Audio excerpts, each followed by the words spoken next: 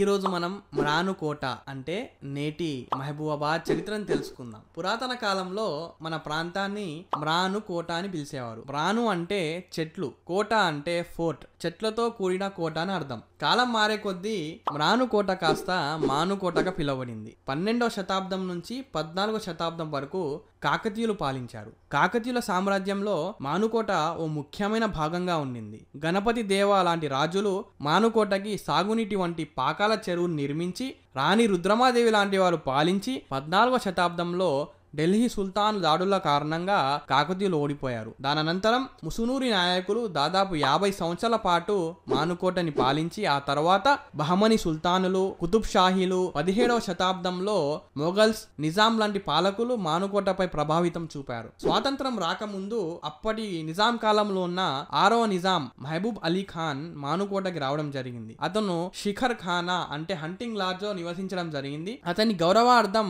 మానుకోట కాస్త మహబూబాబాద్ గా పేర్కొనింది. 1947లో స్వాతంత్రం వచ్చినప్పటికీ అప్పటి నిజాం హైదరాబాద్ ప్రత్యేక రాష్ట్రంగా ఉండాలని కోరారు. అప్పుడు భారతదేశంతో స్టాండ్ స్టీల్ అనే అగ్రిమెంట్ ని ఒప్పించుకొని దాదాపు ఒక సంవత్సరం పాటు ప్రిన్స్లీ స్టేట్ గా ఉండింది. 1948లో ఆపరేషన్ పోలో ద్వారా హైదరాబాద్ మరియు మహబూబాబాద్ కూడా భారతదేశంలో విలీనమైంది. ఆ తర్వాత మహబూబాబాద్ వరంగల్ జిల్లాలో భాగమై 1956లో ఆంధ్రప్రదేశ్లో చేరి మనం ఎన్నో త్యాగాలు చేసి పోరాటాలు చేసుకొని ప్రత్యేక రాష్ట్రాన్ని సాధించుకున్నాం. 2014లో తెలంగాణలో మన మహబూబాబాద్ విలీనమై 2016లో అక్టోబర్ 11న మనం స్వాతంత్ర జిల్లాగా మార్చుకున్నాం. అలా చెట్లతో కూడిన కోట నుంచి పుట్టిన మానుకోట కాకతీయుల వైభవం, ముసునూరి నాయకుల పోరాటం, నిజాం పాలన, స్వాతంత్ర సమరం అన్నిటిని అనుభవించి ఈరోజు ప్రత్యేక జిల్లాగా మార్చుకొని చరిత్రలో ఒక గొప్ప పేరుని సంపాదించుకుంటున్నాం. ఇలా గొప్ప చరిత్ర ఉన్న మన